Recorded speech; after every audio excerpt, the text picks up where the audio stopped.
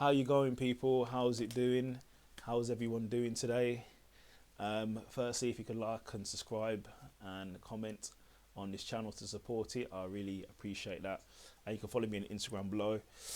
So, I watched the Batman at the weekend. I watched it twice. I had to watch it in the week on Tuesday, and I had to watch it on Sunday, sorry, today. Due to commitments, I said I'd watch it. I'm a man of my word, so I will always stick to my word. So a review of Batman. So firstly, should you go and watch it? Yes, you should 100% go and watch this Batman. So this was taking Batman to what is known as a detective. So we had a lot of detective work happening here because obviously the main bad guy, the antagonist in it was the Riddler, and the Riddler is murdering people and leaving clues everywhere, obviously to be caught. The Riddler was always two steps ahead of everybody in this, because obviously he's created this massive master plan to flood Gotham. That's basically what his master plan is, to flood. That was the last plan. After all the murders, he just wants to flood Gotham all together and have it disappear like Atlantis. So what did we get in this? We got a lot of action. So when you look at Batman, you look for a few things. So firstly, we're looking for Batman is a top tier expert martial artist. So what's his skills saying? But his skills were good. It was very brutal in this. Very brutal, beating people down, kicks, punches, drags, kicks, throws, everything. So he was very brutal. His martial arts was at a good level here.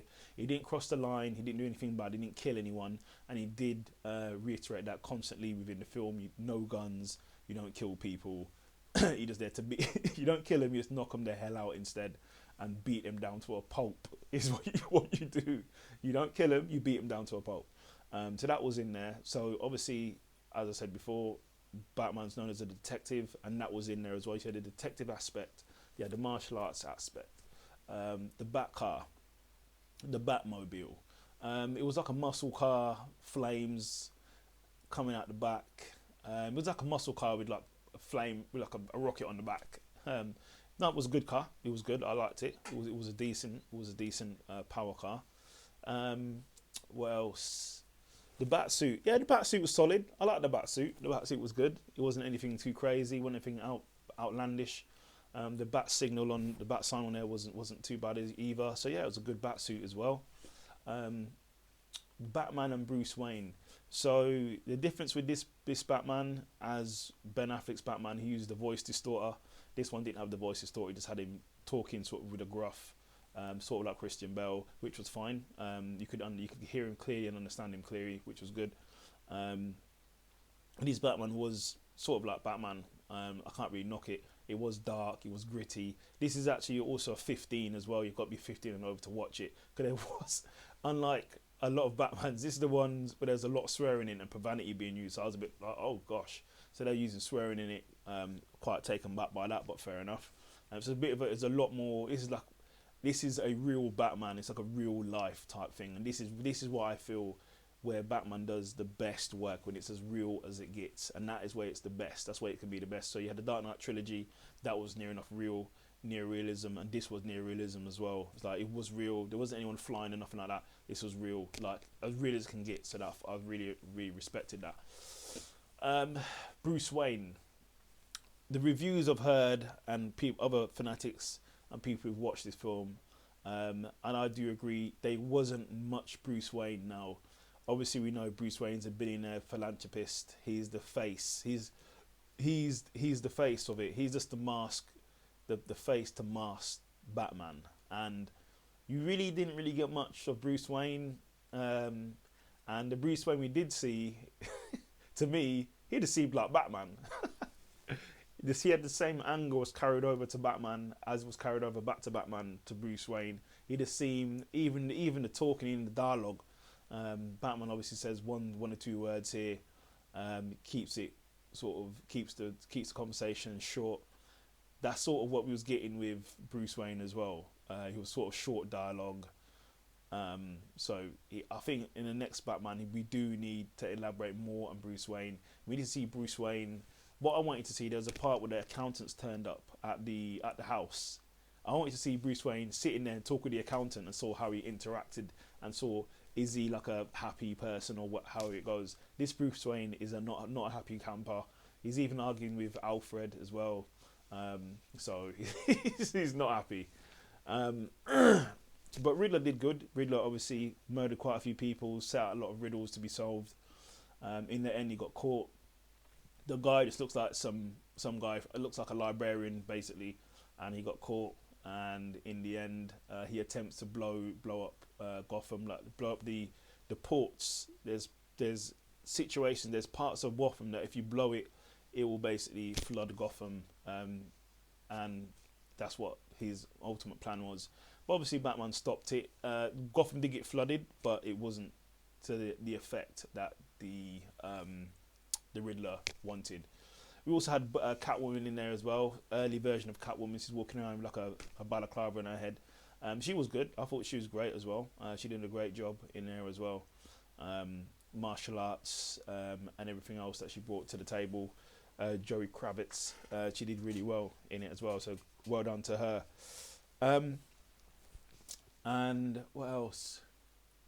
You had a bike as well, Bat bike. The Bat bike wasn't anything special. I'll be honest. It seemed like a normal bike, so it wasn't anything sort of crazy. It was a normal sort of bike. But yeah, the Batsuit does have a lot of functions. It had a flare. It's got a flare.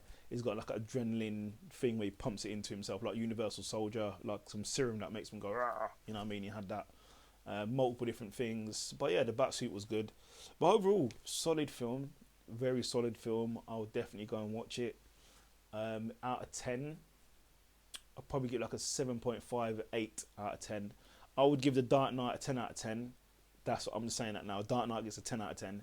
This would get, I'd say this is like it's between a 7.58 and an 8.5 out of 10. That's what I'd give it. This is an extremely solid film. My mate, who I went to go and watch it with today, my homie, he said himself this was the best Batman film out of all of them. He thought this was the best. His thing was it was dark for the whole thing. I was like, okay, honestly that's true, it's quite dark. And he was like, yeah. I was like, well, wasn't much Bruce Wayne in it. He goes, I don't care. He goes, I'm only here for Batman. So there's loads of Batman in it. That's why he's happy. So, but no, I'd definitely say go and watch it. I'll definitely say go and watch this film. Great acting by Peterson. And yeah, I can't wait to see the next one.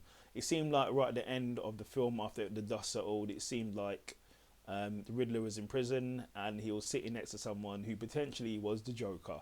So that's probably who we're going to see in the next film.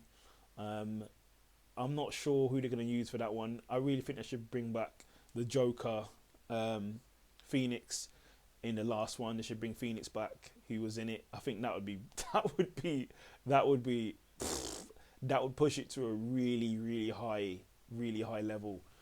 If they bring up about that Joker, but I feel they may bring in a new person to play the Joker.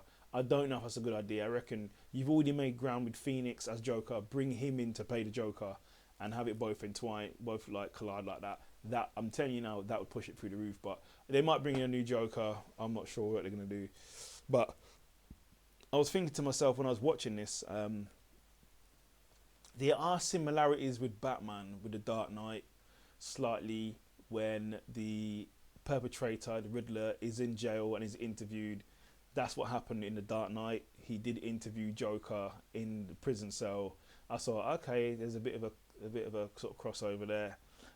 Some of the interviews where the videos were on the TV, that's sort of similar to what the Joker did as well. Sort of hostage videos. That's the same thing that this guy did, the Riddler did.